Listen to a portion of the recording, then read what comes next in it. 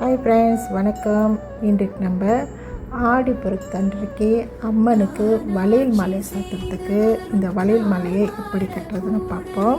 இந்த வளையல் மாலை கட்டுறதுக்கு கண்டிப்பாக நம்ம கண்ணாடி வளையல் தான் பயன்படுத்தணும். அதுதான் சிறப்பு. நீங்கள் ஒரே கலராகவும் கட்டலாம், அல்ல மிக்ஸ் பண்ணியும் கட்டலாம்.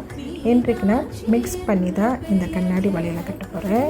இன்றைக்கு நான் ஆரஞ்சு கலர், பச்சை கலர், நீல கலர் மற்றும் சிவப்பு கலரை வச்சு தாங்க மிக்ஸ் பண்ணி இந்த வளையல் மாலை கட்ட போகிறேன். இந்த வளையல் மாலை கட்டுறதுக்கு நம்ம நூல் எடுத்துக்கலாம். நூல் கொஞ்சம் மொத்தமாக இருக்கட்டும், அதை டபுள் ஆக்கிக்கிங்க.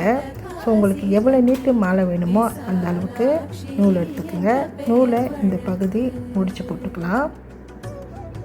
கொஞ்சம் கேப் விட்டுக்குங்க, அப்போ தான் நம்ம ஃபோட்டோ ஃப்ரேம்லாம் மாட்டுறதுக்கு ஈஸியாக இருக்கும். இப்போ ஒரு வளையல் எடுத்து இந்த நூலுக்கு நடுவில் வச்சுக்கோங்க. பாருங்கள், ஓரளவுக்கு இடம் விட்டுருக்குங்க. இப்போ இந்த ஃபர்ஸ்ட்டாக வைக்கிற வழியில் மட்டும் ஒரு முடிச்சு போட்டு டைட் பண்ணிக்கலாம். பாருங்கள், இந்த மாதிரி நல்லா டைட் பண்ணிக்கோங்க. அப்போ நீங்கள் அடுத்தடுத்து கட்ட போகிற வழியில் அங்கிட்ட இங்கிட்ட ஓடாது. அதுக்காக தான் ரொம்ப செய்கிறோம். கொஞ்சம் கேப் விட்டுக்குங்க ஆணியில் மாட்டுறதுக்கு. இப்போ இன்னொரு வளையல் எடுத்து வைங்க. இந்த முதல்ல கட்டின வளைவுக்கும் இப்போ வைத்த வளைவுக்கும் நடுவில் அந்த நூலை விட்டு இழுக்கணும். பாருங்கள், இந்த மாதிரி டைட்டாக இழுத்துக்குங்க. இப்போ அடுத்த வளையல் வைங்க. இது பாருங்கள், இந்தமாரி நடுவில் வச்சுட்டு இந்த வளையலுக்கும் அந்த வளையலுக்கும் நடுவில் அந்த நூலை விட்டு இழுக்கணும். இழுக்கும் போது கொஞ்சம் டைட் பண்ணிக்கோங்க, கேப் இருக்கக்கூடாது. அதேமாரி அடுத்த வளையலும் வைத்து இந்தமாரி நூலை நடுவில் விட்டு விட்டு இழுங்க.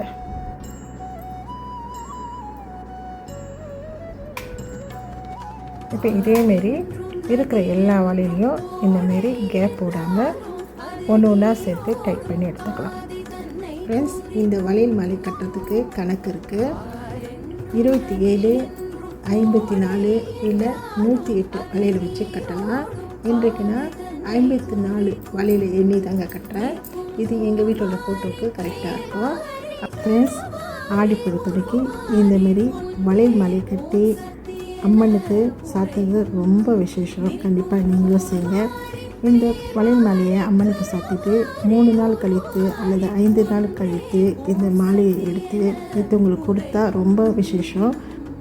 முக்கியமாக வளைகாப்புக்கு தயாராக இருக்கிற பெண்களுக்கு கொடுத்தீங்கன்னா ரொம்ப நல்லது. அதேமாரி வீட்டில் உள்ள கன்னி பெண்களுக்கு சீக்கிரம் கல்யாணம் ஆகணும்னு சொல்லிட்டு வேண்டிட்டும் போடலாம். அப்படி உங்களால் மாலை கோக்க முடியலன்னா நீங்கள் கண்ணாடி வழியில் வாங்கி பக்கத்தில் உள்ள அம்மன் கோயிலுக்கு கொடுங்க.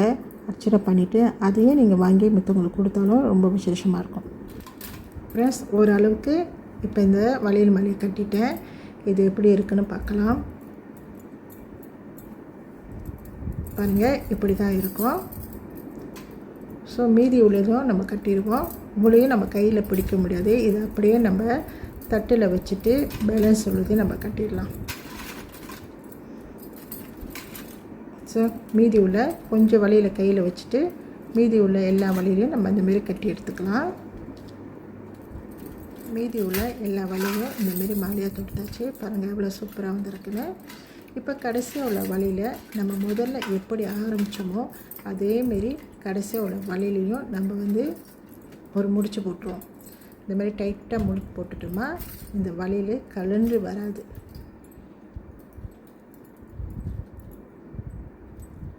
ஸோ அப்படியே விட்டுட்டிங்கன்னா தனியாக வந்துடும். அதனால் இந்தமாரி கடைசியாக ஒரு முடிச்சு போட்டுருவோம். கொஞ்சம் நூல் விட்டுருங்க, அப்போ தான் நம்மளுடைய ஃபோட்டோவில் மாட்டுறதுக்கு ஈஸியாக இருக்கும். பாருங்கள், எவ்வளோ ஈஸியாக நம்ம வீட்டிலேயே வளையல் மாலை அம்மனுக்கு தொடுத்தாச்சு. பாருங்கள், எவ்வளோ சூப்பராக வந்திருக்குன்னு. நீங்களும் இந்த ஆடி பெருக்குக்கு இந்தமாரி வளையல் மாலையை தொடுத்து அம்மனுக்கு சாத்துங்க.